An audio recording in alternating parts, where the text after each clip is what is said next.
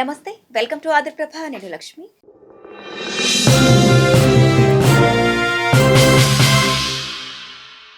ఎన్నికలు ఎప్పుడొచ్చినా తెలంగాణలో అధికారం తమదేనంటున్న బీజేపీ నేతలు ఆ అధికార పీఠాన్ని అందుకునేందుకు సరైన మార్గంలో అడుగులు వేయడం లేదని రాజకీయ విశ్లేషకులు అంటున్నారు.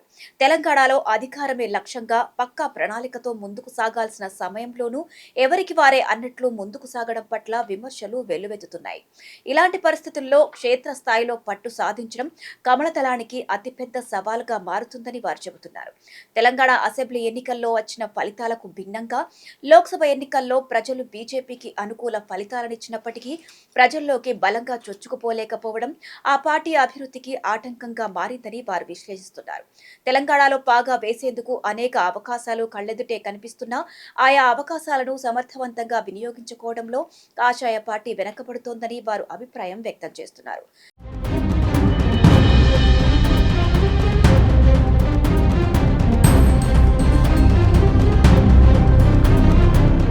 కాషాయ దళపతి నితిన్ నబీన్ సమన్వయంతో ముందుకు సాగాలని ఆదేశించిన 3 కలయికలు 6 ప్రెస్ మీట్లతో ఎంపీలు కథం పట్టిస్తున్నట్లు కనిపిస్తోంది. మరోవైపు ఎమ్మెల్యేలు రాష్ట్ర నాయకత్వం మధ్య ఆశించిన స్థాయిలో సమన్వయం కనిపించకపోగా ఎవరికి వారే అన్నట్లు మారడం ఆ పార్టీ శ్రేణులను ఆందోళనకు గురిచేస్తోంది. ఢిల్లీ స్థాయిలో చక్రం తిప్పాల్సిన ఎంపీల మధ్య అరకొర సమన్వయం, రాష్ట్ర రాజకీయాలను మలుపు తిప్పగలిగే పటిమ కలిగిన ఎమ్మెల్యేలు కలిసికట్టుగా నడవకపోవడంపై సొంత పార్టీ నేతల్లోనే జోరుగా చర్చ నడుస్తోంది. ప్రతిపక్ష హోదాలో ప్రభుత్వ వైఫల్యాలను ఎండగట్టడంతో పాటు ప్రజా సమస్యలపై క్షేత్ర స్థాయిలో పోరాటాలు నిర్వహించాల్సిన బాధ్యత బీజేపీ భుజస్కంధాలపై ఉందని రాజకీయ విశ్లేషకులు అంటున్నారు. రైతులు, నిరుద్యోగులు, ఉద్యోగులు, విద్యార్థులు, మహిళలు, పట్టణ ప్రజలు ఎదుర్కొంటున్న అనేక సమస్యలపై నిరంతరం ఉద్యమాలు చేపట్టాల్సి ఉన్నప్పటికీ ఆ పార్టీ ఆయా సమస్యలపై దృష్టి పెట్టలేకపోతుందన్న విమర్శలు కూడా వినిపిస్తున్నాయి.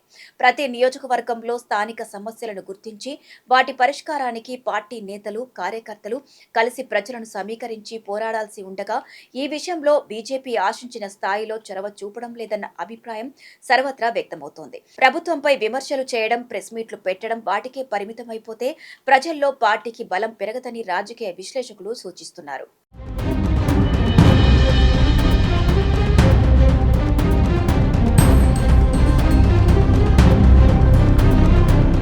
రాష్ట్రంలో ఏ బీజేపీ నేతను కదిలించినా తెలంగాణలో అధికారం మాదేనంటున్న పరిస్థితులు ఉన్నాయి.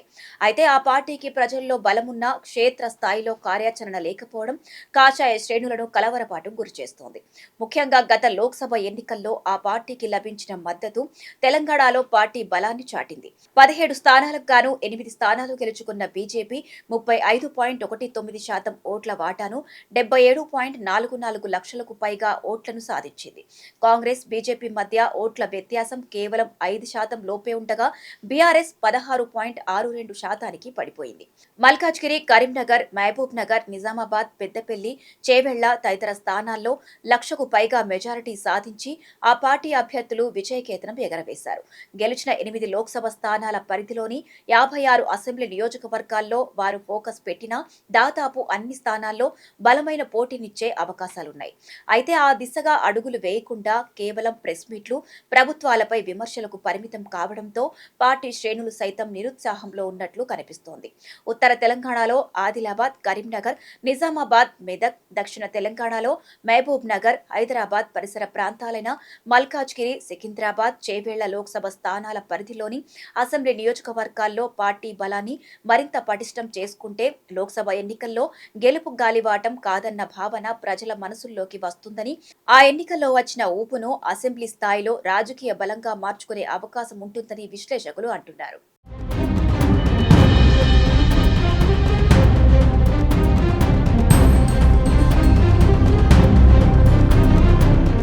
కేంద్రంలో అధికారంలో ఉన్న పార్టీగా తెలంగాణకు పెద్ద ఎత్తున నిధులు, ప్రాజెక్టులు తీసుకురావడంతో పాటు వాటి ప్రయోజనాలు ప్రజలకు వివరించాల్సిన బాధ్యత బీజేపీ నేతలపై ఉంది. రాష్ట్రంలోని నియోజకవర్గాలకు కేంద్రం నుంచి రావాల్సిన నిధులు, ప్రాజెక్టులు, అభివృద్ధి కార్యక్రమాలపై ఎంపీలు, ఎమ్మెల్యేలు సమిష్టిగా దృష్టి పెట్టాల్సిన అవసరం ఉంది.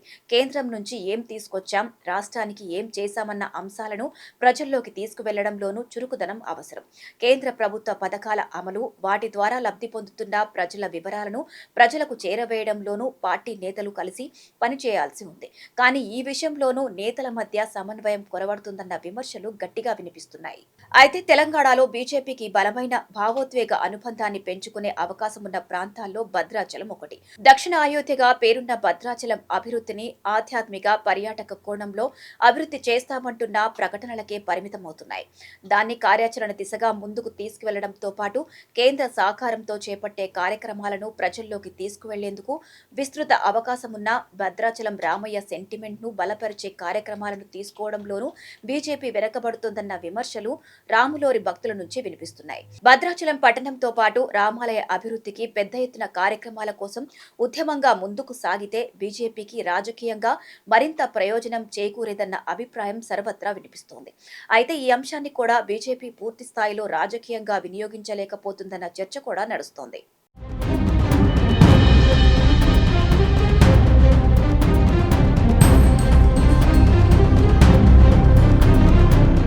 పశ్చిమ బెంగాల్ వంటి రాష్ట్రాల్లో బీజేపీ అనుసరించిన రాజకీయ వ్యూహాలను తెలంగాణలోనూ అమలు చేయాల్సిన అవసరం ఉందని పార్టీ వర్గాలు పేర్కొంటున్నాయి.